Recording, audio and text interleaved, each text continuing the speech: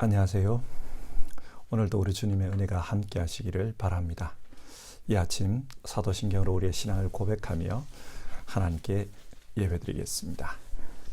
나는 전능하신 아버지 하나님, 천지의 창조주를 믿습니다. 나는 그의 유일하신 아들, 우리 주 예수 그리스도를 믿습니다. 그는 성령으로 잉태되어 동정녀 마리아에게서 나시고 본디오 빌라도에게 고난을 받아 십자가에 못 박혀 죽으시고 장사된 지 사흘 만에 죽은 자 가운데서 다시 살아나셨으며 하늘에 오르시어 전능하신 아버지 하나님 우편에 앉아 계시다가 거기로부터 살아있는 자와 죽은 자를 심판하러 오십니다. 나는 성령을 믿으며 거룩한 공교회와 성도의 교제와 죄를 용서받는 것과 몸의 부활과 영생을 믿습니다. 아멘. 오늘 함께 살펴보실 하나님의 말씀은 마태복음 22장 34절에서 46절까지의 말씀입니다. 34절부터 읽겠습니다. 바리새파 사람들이 예수가 사두개파 사람들의 말문을 막아버리셨다는 소문을 듣고 한자리에 모였다. 그리고 그들 가운데 율법 교사 하나가 예수를 시험하여 물었다. 선생님, 율법 가운데 어느 계명이 중요합니까? 예수께서 그에게 말씀하셨다. 내 마음을 다하고 내 목숨을 다하고 내 뜻을 다하여 주 너의 하나님을 사랑하여라 하였으니 이것이 가장 중요하고 으뜸 가는 계명이다. 둘째 계명도 이와 같은데 내 이웃을 내 몸과 같이 사랑하여라 한 것이다.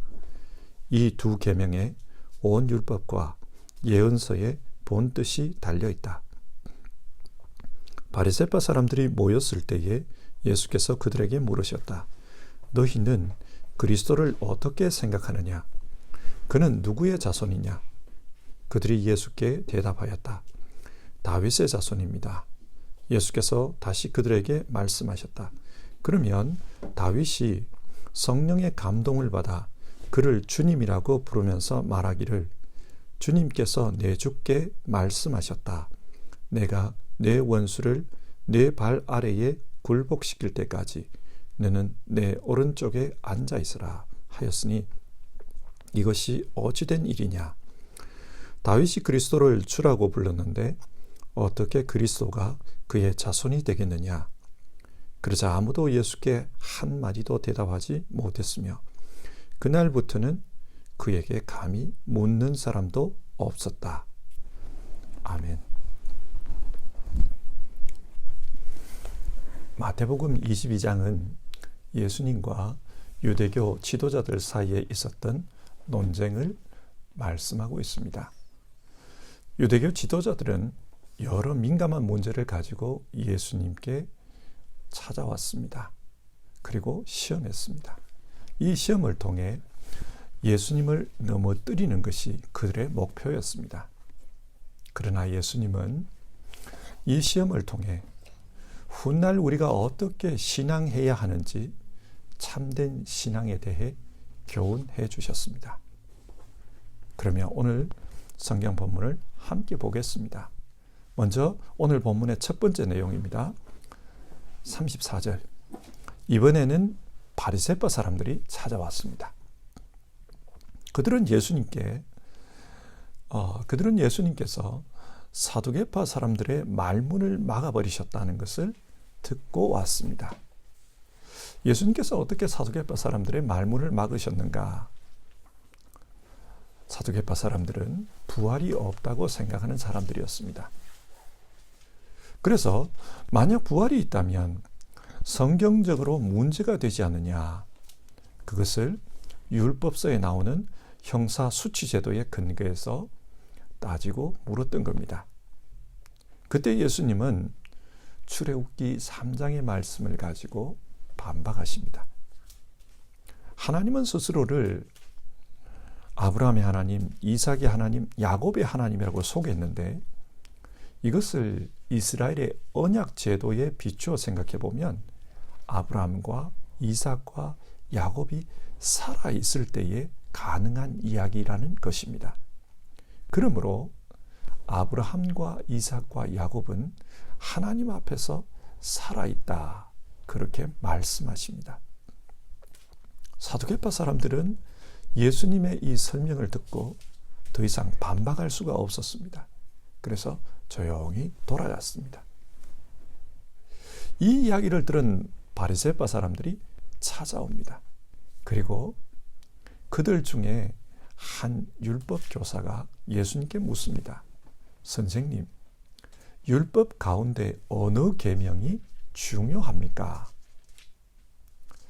바리새파 사람들은 부활에 대한 예수님의 생각이 자신들의 견해와 비슷하다고 생각했습니다. 그래서 좀 더 예수님의 생각을 알아보고자 한 것 같습니다. 그래서 율법 가운데 어느 계명이 제일 중요한지를 묻고 있습니다. 유대교는 어떻게 사느냐, 그 문제가 중요합니다. 그래서 율법을 잘 지키면 훌륭한 유대교인이라고 인정을 했습니다. 반면 우리 기독교는 어떻게 생각하고 어떻게 믿느냐, 그것을 중요하게 생각합니다. 겉으로 보기에는 그럴듯한 삶을 살아도 교리적으로 잘못된 것을 믿으며 신앙하면 그 사람의 신앙은 문제가 있는 겁니다. 믿음이 중요합니다. 그러나 유대교는 그런 교리보다 율법을 지켰느냐 안 지켰느냐, 그것이 중요했습니다. 그런데 율법의 내용이 너무 방대합니다. 너무 많은 계명들이 나옵니다. 그래서 율법 가운데 어느 계명이 가장 중요한가, 어느 계명이 성경에 나오는 수많은 그 계명들을 다 요약하는 그런 내용인가, 이에 대한 토론이 유대인들 사이에 있었습니다. 예를 들어 랍비 힐렐은 네가 싫어하는 일을 다른 사람에게 하지 말라, 그것이 율법 전체의 요약이라고 가르쳤습니다. 그리고 랍비 아키바의 경우에는 내 이웃을 내 몸과 같이 사랑하여라, 그것을 율법의 대강령이라고 말했습니다. 한때 바리새파에 몸담았던 바울도 이웃 사랑을 율법의 완성이라고 보았습니다. 이처럼 예수님 전후의 사람들은 어느 계명이 율법에서 가장 중요한가를 따지며 논의하고 있었습니다. 이런 맥락에서 바리새파에 속한 한 율법사가 예수님께 질문하는 겁니다. 선생님, 당신 생각에는 어느 계명이 가장 중요합니까? 이 질문에 대해 예수님은 어떻게 대답하셨습니까? 37절과 38절인데요. 내 마음을 다하고 내 목숨을 다하고 내 뜻을 다하여 주 너의 하나님을 사랑하여라. 이것이 가장 중요하고 으뜸가는 계명이다. 예수님은 신명기 6장 5절의 말씀을 이야기하시면서 가장 중요한 계명은 이것이다 말씀하셨습니다. 유대인들은 신명기 6장 5절을 쉐마의 말씀이라고 해서 매일 암송하고 있었습니다. 내 마음을 다하고, 마음은 사람의 내면, 즉 감정을 의미합니다. 목숨을 다하고 자기의 생명을 의미합니다. 뜻을 다하고, 여기서 뜻은 이성, 이해력을 의미합니다. 그러니까 하나님께서 인간에게 준 모든 힘과 능력을 다해 하나님을 사랑하라는 말입니다. 하나님을 사랑하는 것, 이것이 가장 크고 중요한 계명이라고 하셨습니다.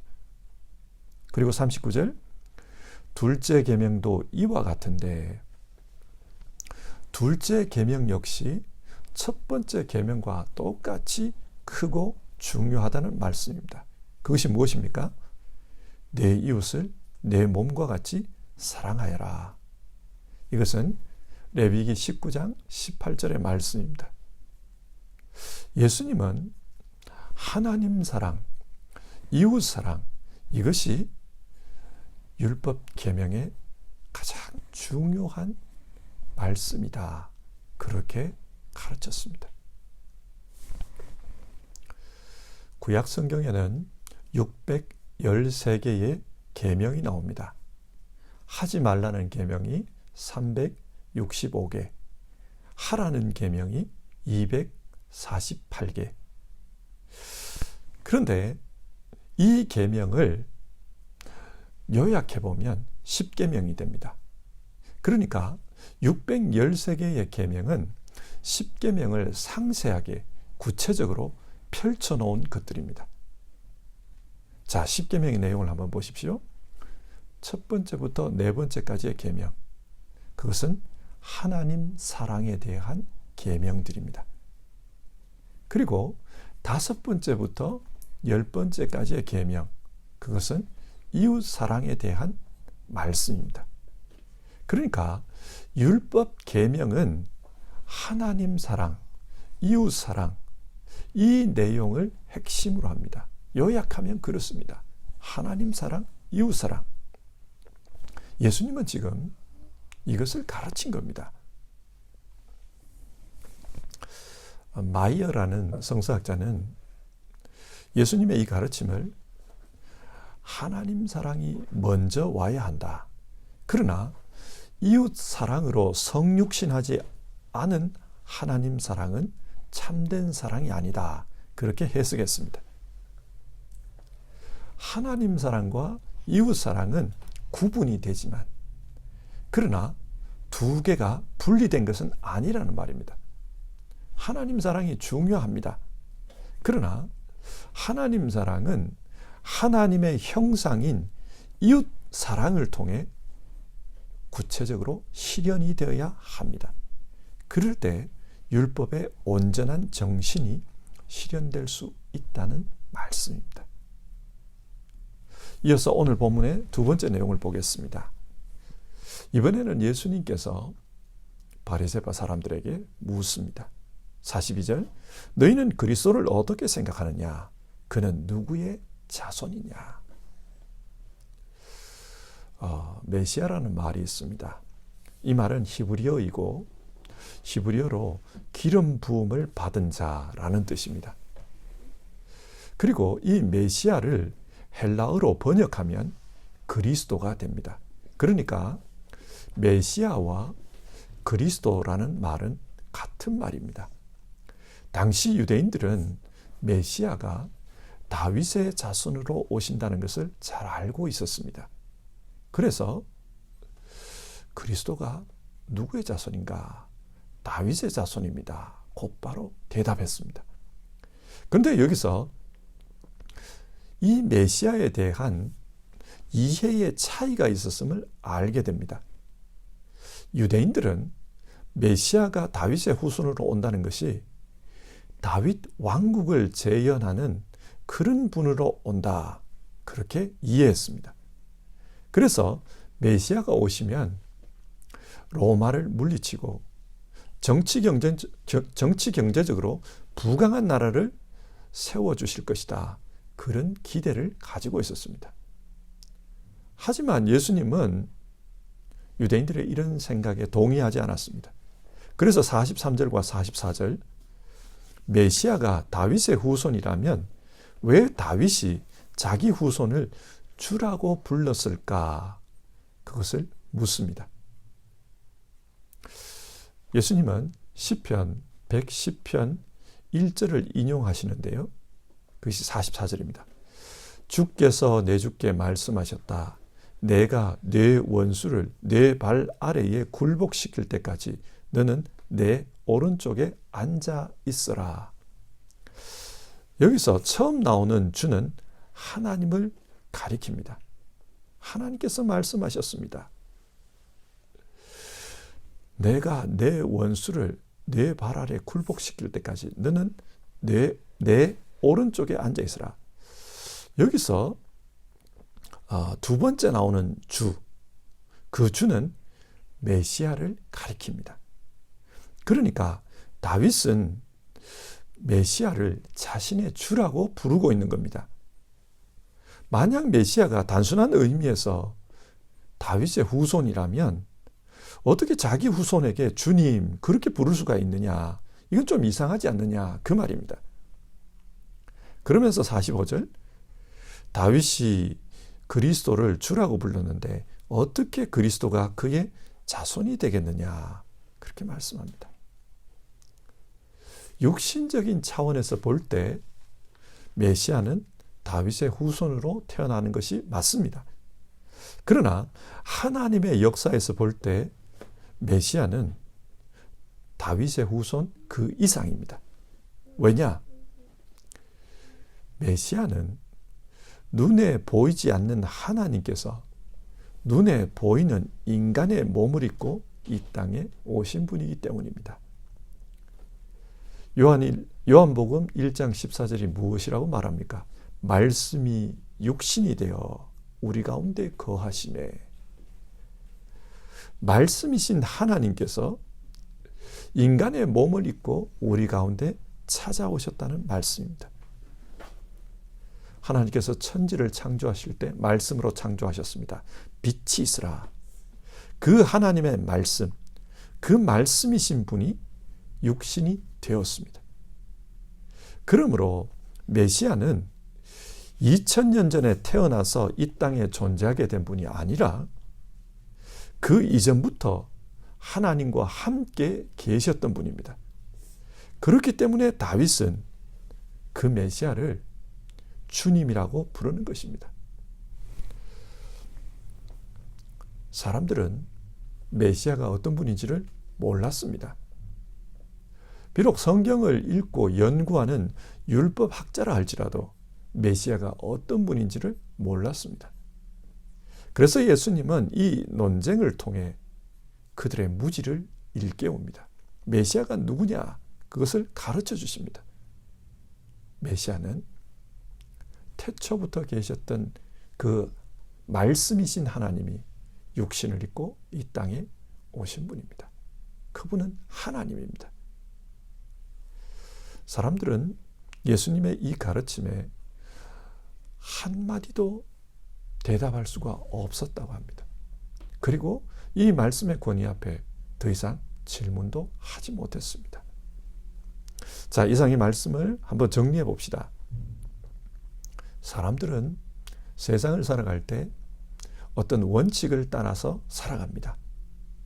원칙이 없는 사람은 그 삶이 이랬다 저랬다 변덕스럽습니다. 하나님께서는 우리가 이 땅을 살 때 심지가 굳은 자로 살기를 원하셨습니다. 그래서 어떤 원칙을 가지고 일관성 있게 살기를 원하셨기 때문에 율법을 주셨습니다. 그 율법을 믿고 일관성 있게 살라는 것입니다. 여러분, 오늘 말씀은 우리 그리스도인들에게 우리는 어떤 원칙을 가지고 살아야 한다고 말씀합니까? 그것은 하나님 사랑, 이웃 사랑입니다.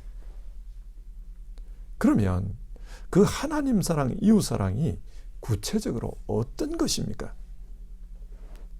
예수님은 하나님 사랑, 이웃 사랑을 직접 삶을 통해 우리에게 가르치셨습니다. 자, 보십시오. 하나님 사랑이 무엇입니까? 예수님은 내 마음을 다하고 목숨을 다하고 뜻을 다하여 하나님을 사랑하라고 하셨는데 그 하나님 사랑이 무엇입니까? 예수님은 이 사랑을 십자가를 통해 보여주셨습니다. 자신에게 가장 절망적인 순간, 나의 하나님 어찌하여 나를 버리셨나이까? 마치 하나님께 버림받은 것 같은 그 순간에도 예수님은 하나님을 신뢰하셨습니다. 모든 것을 맡깁니다. 그래서 모든 것이 하나님의 뜻대로 되도록 그렇게 자기 자신을 맡겼습니다. 예수님은 십자가에 달리기 전에 기도하셨습니다. 아버지여, 이 잔이 내게서 떠나가게 해주십시오. 그러나 내 뜻대로 마시고 아버지의 뜻대로 되게 해주십시오.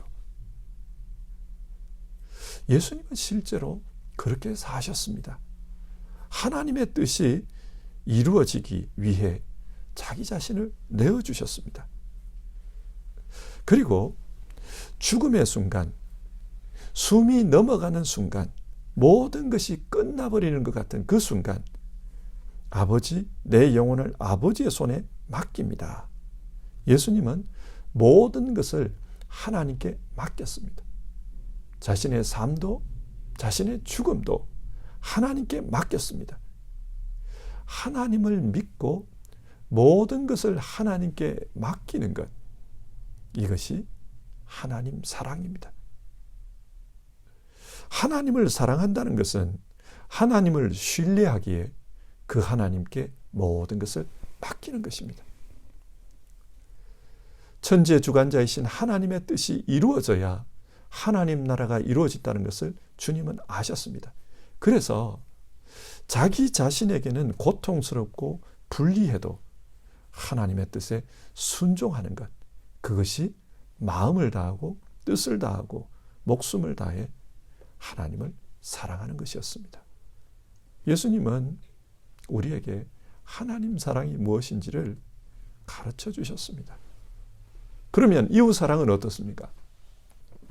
예수님은 인간의 구원을 위해 자기 자신을 십자가에 내어주셨습니다. 이것이 이웃 사랑입니다. 그런데 사람들은 그런 예수님의 마음을 몰랐습니다. 그래서 자신들을 위해 십자가에 달린 그 예수님을 보며 조롱했습니다. 그때 예수님은 기도하십니다. 아버지, 저들의 죄를 용서해 주십시오. 자신들이 하는 일을 알지 못해서 저럽니다. 사실 예수님은 원수에게 고통을 당하고 있습니다. 그 순간 원수들이 사랑스러울 수는 없습니다. 그러나 그 영혼의 어리석음을 아시기에 하나님께 기도하는 겁니다. 몰라서 저러니 저들을 용서해 주십시오. 그것이 이웃사랑입니다. 이웃사랑은, 사람들이 생각할 때 이웃사랑은 무조건 이웃에게 잘해주는 것이라고 생각합니다. 그렇지 않습니다. 예수님도 때로는 다투었습니다. 성전에서 장사하는 사람들과 다투었습니다. 그리고 백성들을 잘못된 신앙으로 인도하는 바리새파 사람들과 율법사를 향해 화 있을진저 그렇게 저주하기도 했습니다. 하지만 중요한 것은 그들이 왜 그러는가? 그 영혼의 어리석음을 아셨습니다. 그래서 그들을 위해 기도하셨습니다. 주님, 저들을 용서해 주십시오. 자신들이 하는 일을 알지 못해서 저럽니다. 오늘 우리도 살다 보면 불편한 사람이 있습니다. 그리고 불편하게 만드는 일들이 생깁니다. 그러나 진짜 사랑은 그 사람을 위해 기도하는 것입니다. 그 사람의 영혼을 보며 기도하는 것, 그것이 진짜 사랑입니다. 여러분, 성경은 오늘 우리에게 이 땅에서 어떤 원칙을 가지고 살라고 말씀합니까? 하나님 사랑, 이웃 사랑입니다. 그리고 그 하나님 사랑, 이웃 사랑은 그리스도이신 예수님을 통해 우리에게 나타났습니다. 그 예수님을 따라 사는 것, 그것이 하나님 사랑, 이웃 사랑으로 사는 것입니다. 우리 모두 예수님을 따라 살기를 오늘도 힘써 봅시다. 그리고 기도하면서 하루를 시작합시다. 찬송 부르고요, 같이 기도하겠습니다. 찬송가 324장입니다. 예수 나를 오라 하네. 우리 1절과 2절 부르겠습니다.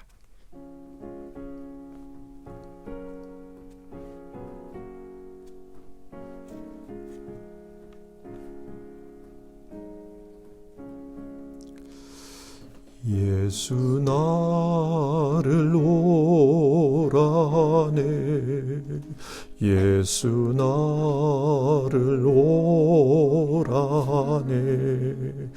어디든지 주를 따라 주와 같이 가려네. 주의 인도하심 따라 주의 인도하심 따라 어디든지 주를 따라 주와 같이 가려네. 겟세마네 동산까지 주와 함께 가려 하네. 피땀 흘린 동산까지 주와 함께 가려네. 주의 인도하심 따라 주의 인도하심 따라 어디든지 주를 따라 주와 같이 가려네. 우리 이 시간 오늘 살펴본 말씀을 생각하면서 같이 기도하겠습니다. 하나님, 이 세상 살면서 하나님 사랑, 이웃 사랑, 이 원칙을 가지고 살 수 있도록 도와주시옵소서. 그리고 날마다 일상의 삶을 살아갈 때 구체적으로 예수님 따라 살 수 있게 도와주시옵소서. 예수님 따라 살아가려고 할 때 성령 하나님 인도해 주셔서 끝까지 주님 따를 수 있도록 도와주시옵소서. 우리 그렇게 기도해 봅시다.